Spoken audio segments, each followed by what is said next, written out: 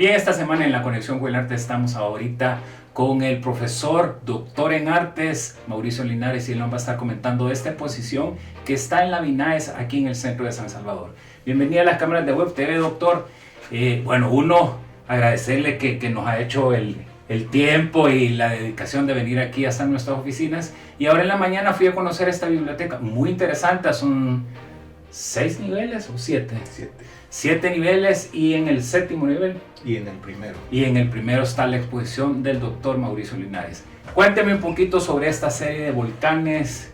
Y vi otras cositas, ahí vi un formato en la primera planta, pucha, que ese es gigantesco, ¿verdad? Entonces, cuénteme cuál es la temática, cuál ha sido la técnica, en qué se inspiró. Yo sé que tenemos 125 volcanes en el país, ¿verdad? Entonces, creo yo que por ahí debería de andar la cosa.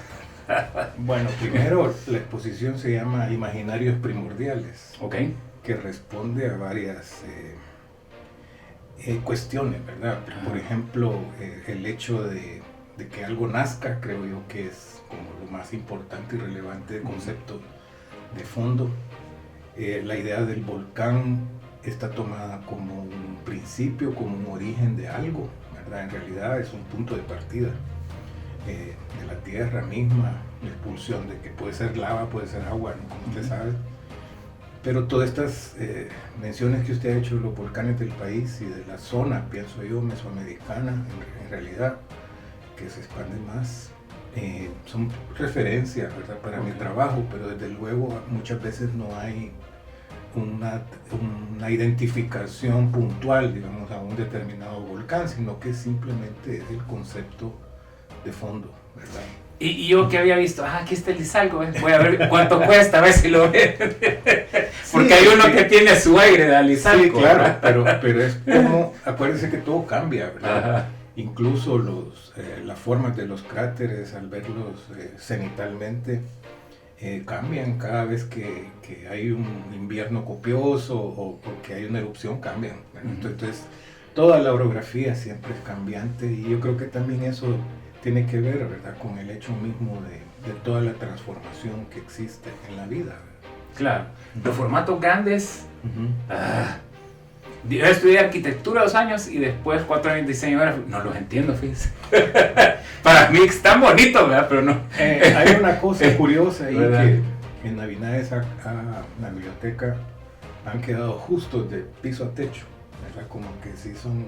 Como que eran para ir, ¿verdad? Como que eran expresamente hechos para ese lugar, pero en realidad esas piezas son de 10 años atrás. La idea principal son unos ejes de luz que van al centro de cada panel, que entran en la profundidad de las aguas, que podría ser las aguas de un lago o del mar, ¿no? Y la idea de la penetración, digamos, del rayo de luz es poner en evidencia todo... los seres vivos que hay adentro del agua, que son imperceptibles a los humanos, ¿no? Claro, ahí no está representado directamente, sino que es una sugerencia, ¿verdad?, de que hay algo que se mueve y que está vivo en el agua, como decir uno, el plancton, ¿verdad? Y todos estos microorganismos que le dan vida a todos los seres vivos que están en el agua. Ahora, ya hablando de... Yo he creado y estoy reviviendo, esta es mi segunda entrevista. La primera que he hecho fue con la hija del arquitecto Martínez, y es la iglesia del Rosario, ¿verdad? Sí, entonces, sí. Grace nos comentó, nos llevó a su casa, fuimos ahí un ratito a este puente, porque es un puente, ¿verdad? Sí. Entonces, pero retomando su trabajo, doctor, técnicamente esa cosa es como un mural, ¿verdad? Cada lienzo tuvo que ocupar grúa. Cuéntenos un poquito, pues sí, ¿verdad? De eso se trata. Es un proceso un poco complicado siempre realizar una pieza grande, pero no es como todo el mundo se imagina, creo yo, ¿verdad? De subirse a un andamio. Y ¿Sí la pintó vertical o horizontal? Yo esas piezas las realicé horizontalmente, sobre el piso, pulido, ¿verdad? Curiosamente tuve que hacer muchas cosas para lograr pintar sobre esa superficie, porque exige mucha fuerza física también. Una pieza grande se involucra uno y uno suda y todo, ¿verdad? Exacto. Entonces, esa serie, que son en realidad 4 paneles, son como variaciones de la misma cosa, ¿no? Del mismo momento, digamos. Fue años atrás, porque lo hizo, no cualquiera, solo ahí en materiales hay visto, pues.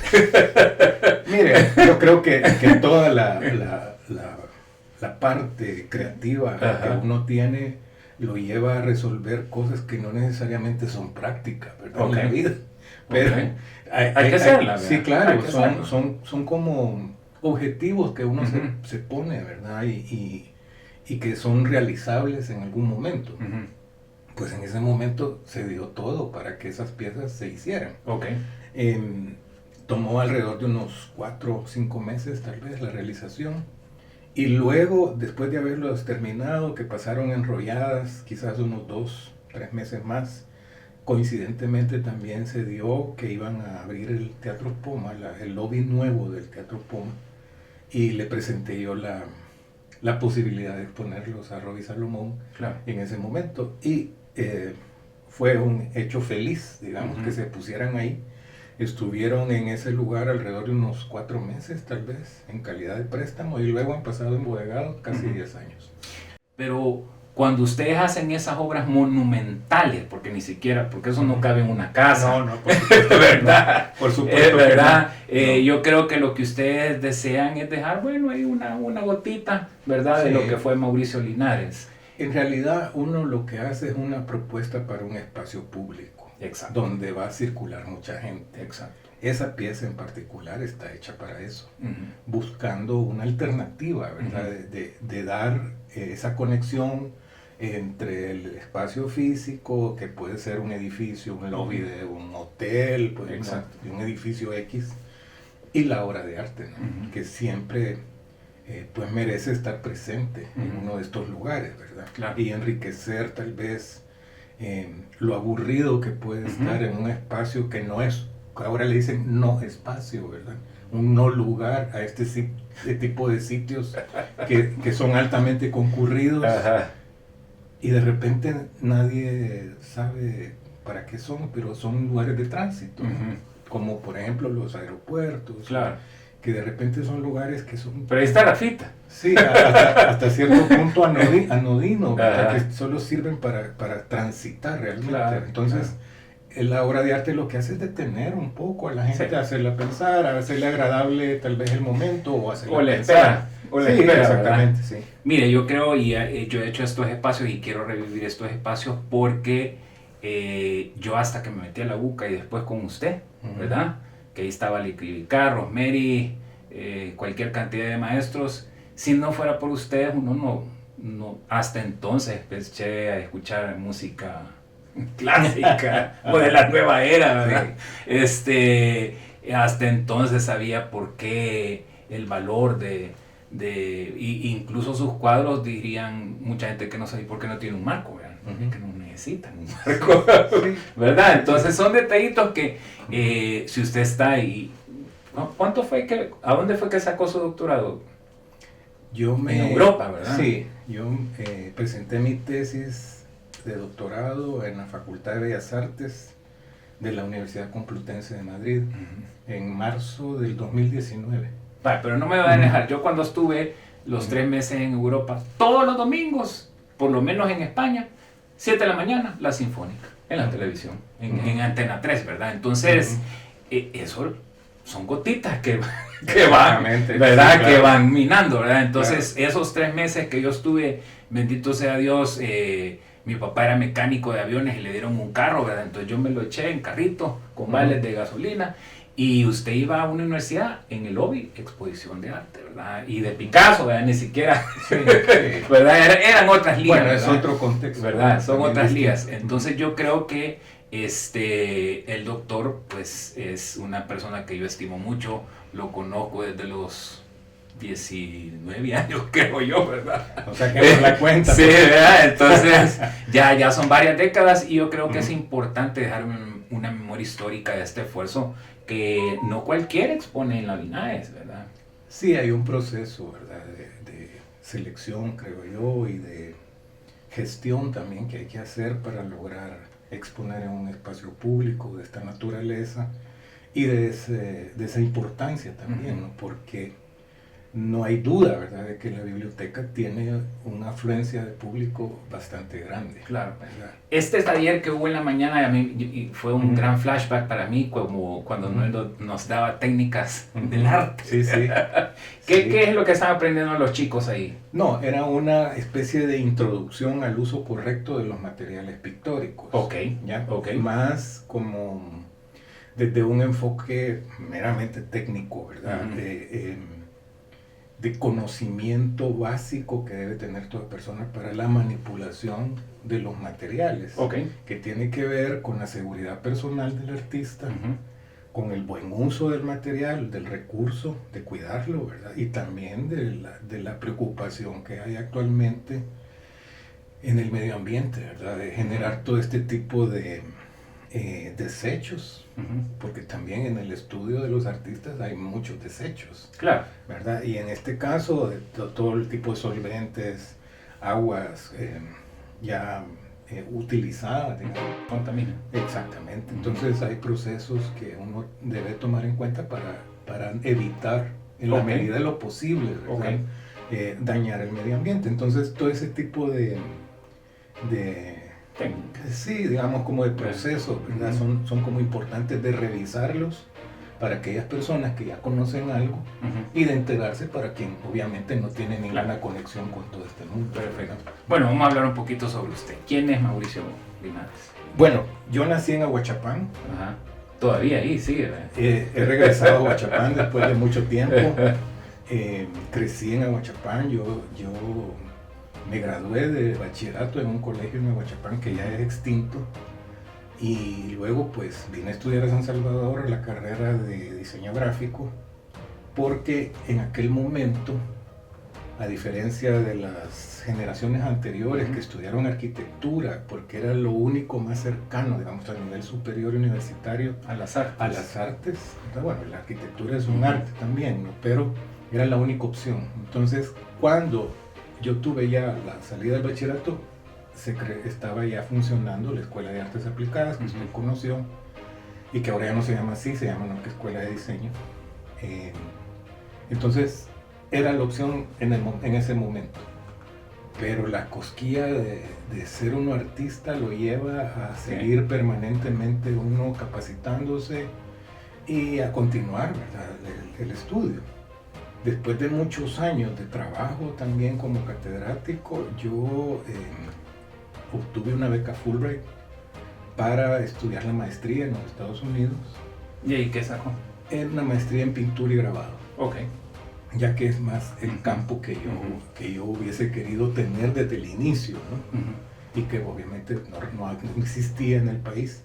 Justamente, regresando un poco hacia atrás, cuando nosotros egresamos de la carrera de diseño gráfico, recién abrían la escuela de artes en la Universidad Nacional, ¿no? Sí, acordemos que estaba la guerra. Sí, claro, ¿verdad? era otro contexto, pero también sucedían esas cosas, ¿verdad? Que no es porque uno no quisiera, sino que porque tampoco existía el respaldo académico institucional, que es donde uno quisiera haber estudiado, ¿no?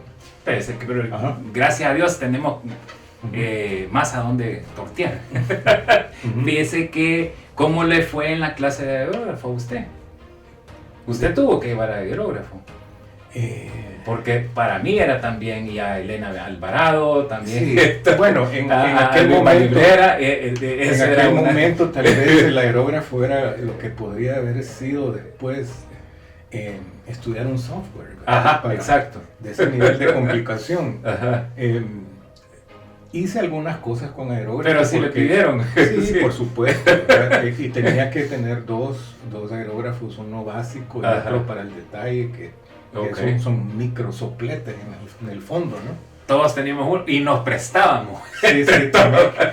Sí, había varias como utensilios adicionales que se ocupaban con esa técnica, ¿no? Ok. Bueno, sigamos con la historia. Entonces, ¿usted empezó en la casona o ya aquí en el camino a Santa Tecla? No, ahí en Ismania, siempre en esa casa que parecía sacada de un cuento de hadas, sí, ¿no? Por la escalera y todo. En una casa fabulosa. El ambiente era distinto. En aquel momento solo estaba la escuela de comunicaciones, la escuela de psicología y nosotros en ese mismo edificio. Entonces había un ambiente distinto, digamos, ¿verdad? En cambio en el otro campus sí era una cosa más grande, por supuesto, pero también había interacción con las otras facultades que no tuvimos al inicio. Bueno, cuando usted fue instructor de la Matías, interesante, ¿cuántos años fue instructor? Porque no le dedicó a eso toda su vida, ¿verdad? No, pasaba una cosa, que cuando yo era estudiante de la licenciatura todavía era permitido que el servicio social se hiciera en la misma institución. Luego cambió eso, ¿no? Pero eran que 500 horas de servicio social, y muchas de esas horas de servicio social yo las hice como instructor, ayudándole a varios profesores. Uno de ellos fue Rosemary, que era una clase de teoría del color. Otro era con el arquitecto Salazar en dibujo lineal, y así, ¿verdad? Uno atendía grupos de gente también que eran como más homogéneos, digamos, ¿verdad? Que no había una cosa definida, pero que eran como salones de práctica. Exacto. ¿Verdad? Entonces, con eso logré yo bastante de mi servicio social. Entonces, fueron casi 3 años, ¿verdad? de experiencia. No enseñando, pero sí conociendo desde el otro lado, ¿verdad?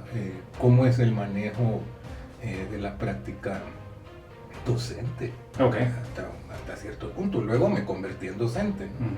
Porque, curiosamente, cuando yo salí egresado, el profesor que estaba dando la materia de técnicas se retiró de la universidad por cuestiones personales, y entonces no había quien diera la clase. Entonces me llamaron a mí, y pues sí, yo dije que sí, ¿no? Y eso fue como el inicio ya como más formal de trabajar en esa área. Luego trabajé también en la Escuela de Comunicaciones, haciendo unos talleres de comunicación visual precisamente, que al inicio se llamaba talleres de expresión plástica, y también en la Escuela de Arquitectura, como parte de un programa que había al inicio de expresión plástica muy parecido, ¿verdad? Pero tenía como una especie de contexto espacial, ¿verdad? Más de desarrollo de la percepción espacial. Entonces sí se hacían muchos ejercicios interesantes para los estudiantes, que lo hacían confrontarse con el espacio ya hecho y por hacer, ¿verdad? Como la invención del espacio, ¿no? Entonces, en eso trabajé yo 17 años. Chica. ¡Wow! Sí. Un poco. Sí, claro. Cuéntame un poquito de las exposiciones. Me dice que su posgrado fue de ¿cómo se llama? Pintura y grabado. Pintura y grabado. ¿Hubo alguna exposición de grabados suyos? He participado en varias exposiciones colectivas de grabado, incluyendo la Bienal que hace la Universidad de Tama en Tokio. En la obra que participó ahí en 2 ocasiones ya, pertenece a la colección de la universidad, está en el fondo de piezas de grabado de la universidad, y ellos eventualmente exhiben la colección también. Entonces a veces tiene uno noticias inesperadas, ¿verdad? Que están exhibiendo el trabajo de uno en un contexto que uno ni se imagina, ¿no? ¿Verdad? Eso creo yo que ¿Y eso fue qué material? Es papel. Es decir, es todo grabado, en este caso es papel, y las piezas que ellos tienen son grabados en metal. Son grabados en metal, que es más un proceso un poco más complejo de realizar, porque involucra otra vez, ¿verdad? El aspecto técnico infiere mucho en el medio ambiente, y entonces ahí todas esas técnicas utilizadas son, digamos, amigables con el medio ambiente y de un carácter no tóxico. ¿Verdad? Que es una dinámica, tal vez no es nueva, pero sí para nosotros en el medio tenía en algún momento que incursionar, ¿verdad? Y de hecho ya pasó, pues. Para esos entonces, creo yo, alrededor de 2012, me recuerdo yo de que hablando con Giovanni Gil en el taller de grabado del CENAR, pues logramos hacer una especie como de conversatorio e introducir este tipo de novedades, ¿verdad? Porque sí, en aquel momento pues se hacía todo de manera extraordinariamente tradicional, sí, ¿verdad? Y los vertidos de los líquidos y todo pues se hacían como se hacía convencionalmente, ¿verdad? Que nadie tiene como ese tipo de reflexión acerca de lo que está haciendo dentro del taller. Pues sí. Cómo afecta a uno en realidad en su trabajo, que no estoy diciendo yo que es un pecado único lo que hacemos nosotros, sino que lo hacemos todos. Claro, claro. Entonces, desde el taller uno podía en ese momento cambiar la situación y de hecho así ha ido funcionando, ¿verdad? Excelente. Vamos a hablar un poquito, usted de las pocos artistas que yo he visto que ama el azul, domina el azul, y es para los que no saben, el azul no es un color fácil o sea, un error, ahí está, ¿verdad? Entonces, cuéntemenos un poquito sobre por qué el azul y bueno, ya se volvió un maestro dominando esa técnica. Hay varias cosas interesantes. Yo recuerdo que cuando yo inicié, mi abuelita me daba una mesada. Entonces esa mesada a mí me servía para borrar y comprar los tubos de pintura. Okay. Entonces, le tenía que estirar ese sí, tubo. Entonces, no, prácticamente, pues sí, el presupuesto era bien pequeñito, ¿verdad? Como para decir, uno me voy a comprar 10 colores de un solo. Entonces tenía que seleccionar yo, al inicio, cuáles colores tenían que ser, ¿verdad? Entonces, entre toda esa gama de colores estaba el azul, y el amarillo, y tal vez otros 2 tonos. Pero era siempre predominante el azul. Eso es como quizás un dato que uno tiene que pensarlo, ¿verdad? Porque es una escogitación de lo restringido que uno puede ir resolviendo algo. Pero luego creo yo que es una preferencia personal, ¿verdad? De utilizarlo, de saber que es un color que da la sensación de mucha profundidad, que está asociado, ¿verdad?, al color del agua, aunque sabemos que el agua es transparente, ¿verdad? ¿No? Pero está asociado por el reflejo del cielo, en fin, da esa sensación de infinito, de mucho misterio también, ¿verdad? No, y psicológicamente se hizo un estudio de mercadeo, por eso se pintó el estadio Jujetlán de azul, se sacó una versión de Pilsener azul, o sea, el salvadoreño ama el azul. No sé por qué, pero es el color preferido del azul. Bueno, tal que esté en la bandera también, un tipo determinado de azul, ¿verdad? Eso creo yo que tiene que ver, ¿verdad? También. Sí, bueno, pero hubiera podido ser el verde, no sé, sí, el negro, bueno, el rojo, sí, ¿verdad? Claro, sí. Ellos, o el morado, escogieron el azul, entonces no cualquiera hace esos cuadros. Interesante lo que estaba diciendo Mauricio, yo me acuerdo que para las clases que él notaban, había mucho, bueno, la próxima clase vamos a hacer yeso pastel, ¿verdad? Pero cuando eran plumones, cada plumón valía 25 colones, entonces nos teníamos que reunir 6 personas y comprar entre los 6, ¿verdad?, para que nos alcanzaran los colores que él nos decía, o que el profesor nos decía, porque sí, acordémonos que estamos en un contexto de guerra. Yo compré mi primero rapidógrafo en Guatemala porque no había diseño, ¿verdad? Entonces, lo que usted está diciendo es sumamente una realidad en aquel entonces. Hoy por hoy, hasta en el Dollar City hay materiales, ¿verdad? Sí, hay abundancia. Hay una abundancia de oferta, ¿verdad? Sí. Del nivel adquisitivo, eso es otra cosa, ¿verdad? Eso depende de cada quien. Pero sí hay lo suficiente como para no decir uno estoy limitado. Sí, no hay esto, no hay. Entonces sí hay de dónde. Sí. ¿Para dónde va, Mauricio? Estamos en la midlife, nos dicen a nosotros ahorita. Bueno, yo he tenido un proyecto siempre que ha estado como permanentemente en desarrollo, porque nunca ha terminado, que es de montar un taller de grabado, ¿verdad? Eso es un taller de grabado convencional, pues tiene una prensa para hacer la impresión, tiene algunos tanques para hacer los procesos de inmersión de las placas, en fin, hay varias cosas que hay que hacer, ¿verdad? No solo para hacer el trabajo personal, sino que ofrecerles también el servicio de impresión a otros artistas, porque un taller de grabado es algo súper limitado en el país, ¿verdad? No es una técnica, digamos, como muy apetecida tampoco, es muy limitada en su difusión.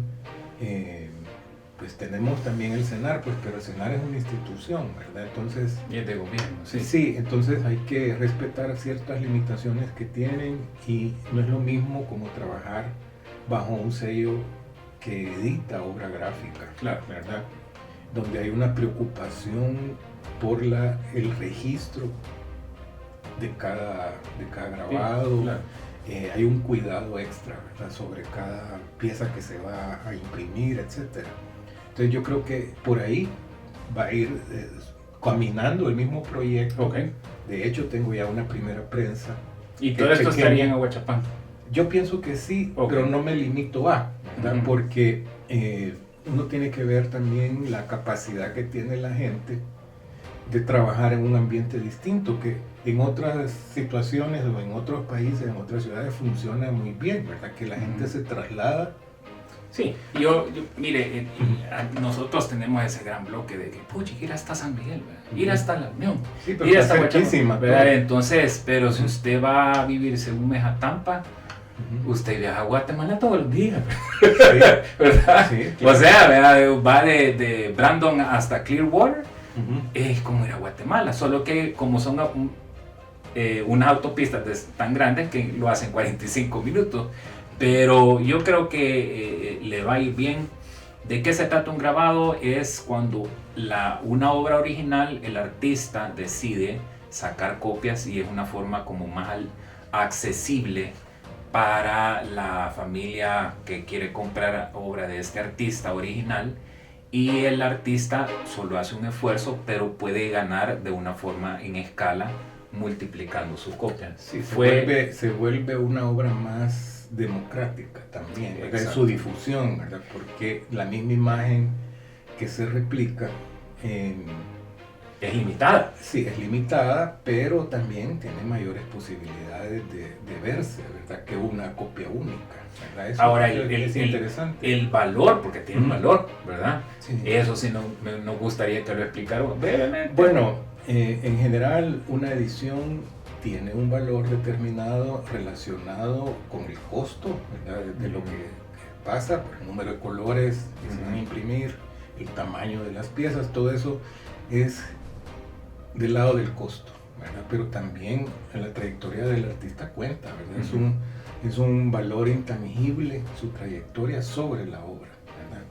Aparte de eso, existen certificados de autenticidad para cada pieza y hay una manera como de comercializarlas, ¿verdad? Que se van vendiendo las copias de mayor número, que son las que realmente cubren los costos, ¿verdad? De toda la producción, y luego entre más va bajando el número, que se supone, ¿verdad? Que ya la edición se está agotando, el valor de las piezas incrementa, sí, ¿verdad? Y ya cuando se vendió todo, es como en las tarjetas de los álbumes. Yo solo ya tiene un valor, sí, o como los cómics ahora, ¿verdad? Bueno, de hecho, cuando uno termina de imprimir una imagen, la matriz, la placa se destruye, ¿verdad? Para que no haya la posibilidad de una replicación fuera del taller o del control del artista. Qué lástima, ¿verdad? Sí, y no se puede marcar esa placa para guardar. No, ¿verdad? No es prudente, okay. Diría yo, dejarlas vivas. Sí, porque si se muere mejor cancelarlas. Y cancelarlas significa tal vez, yo conozco personas que coleccionan placas canceladas, o sea que tienen una enorme X encima, pero se nota el diseño de quién lo hizo y todo, pero están canceladas. Es como un tipo de coleccionista muy especial, pero sí es importante como la difusión, porque también a nivel técnico tiene sus complicaciones, ¿verdad? No cualquiera puede hacer un grabado, porque como dice Giovanni Gil ahí en su programa de trabajo, pensar al revés, ¿verdad? Exacto. Tiene que pensar las imágenes al revés, exacto, y crearlas al revés para que... El mismo principio el grabado. No, sí es eso, ¿verdad? Sí, eso es mismo. Entonces, a la hora de imprimir, pues si la imagen sale al derecho, ¿no? Pero el artista tiene que tener esa facilidad de pensar a la inversa. Claro, claro. Que es parte del asunto. Ya para ir terminando, doctor, bueno, uno felicitarlo, agradecerle por su amistad, tanto año. ¿Qué nos quisiera decir hasta cuándo va a estar esta exposición en la BINAES? Y hay algo, no sé si está como la posibilidad de que alguien pueda llamar y bueno, voy a hacer un evento grande. ¿Cómo es que se manejan esas cosas cuando usted tiene esta obra tan grande? No se puede presentar en cualquier lugar, ¿verdad? Pero ¿está eso abierto a...? Bueno, la exposición se inauguró el 30 de mayo y termina el 4 de abril oficialmente. ¿Ya? ¿Del próximo año? No, de este año. Ajá. O sea, ya. De este Pero año. abril ya pasó. Perdón, si quiere cortamos ahí, lo vamos a hacer porque me confundí. Ajá. La exposición comenzó el 30 de mayo con su inauguración y termina el 4 de julio de este año. La pieza grande que usted ha mencionado se va a quedar en la BINAES por un año en calidad de préstamo y luego pues se va a retirar y ojalá que tenga un hogar donde se conecte también con su espacio, ¿no? Esa es la esperanza, ¿verdad? Luego probablemente la exposición se va a mover a la Sala Nacional en una nueva edición, porque en la BINAES las obras, ya hemos mencionado que están en el primero y en el séptimo nivel, habría una nueva museografía y una inclusión de otras piezas también que no se han podido montar en la BINAES, que son complementarias también al mismo asunto, al mismo tema, ¿verdad? Entonces puede ser una versión extendida de la misma exposición que incluye obras de coleccionistas privados que tampoco en su momento se vieron, ¿verdad? Por razones diversas, ¿verdad? Gente que compró las piezas en el estudio o empresas que las tienen en su poder y que pues sí, las mira la gente que llega al lugar, pero no la gente en general no las conoce. Entonces creo que es un buen momento también para mostrarlas de nuevo. Qué bonito aperturar. Bueno, terminamos con el sitio web oficial. ¿Cuál es? www.mauriciolinaresaguilar.com. Bueno, esta fue la conexión del arte de esta semana. Seguimos con más acá en Web TV.